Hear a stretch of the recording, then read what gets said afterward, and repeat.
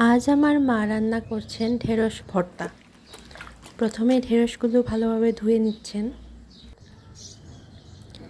এবার এভাবে কেটে নিয়েছেন।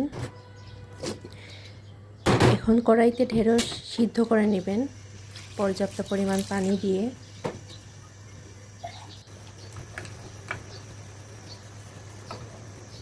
লবণ দিয়ে দিচ্ছেন।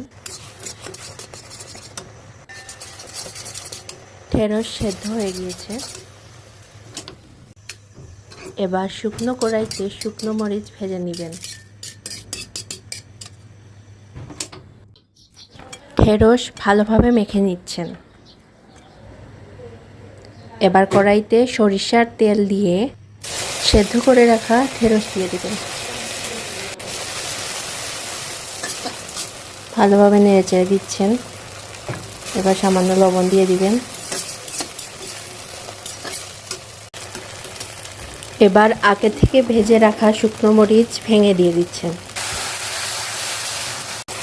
কিছুক্ষণ এভাবে নেড়েচেড়ে নামিয়ে নেবেন।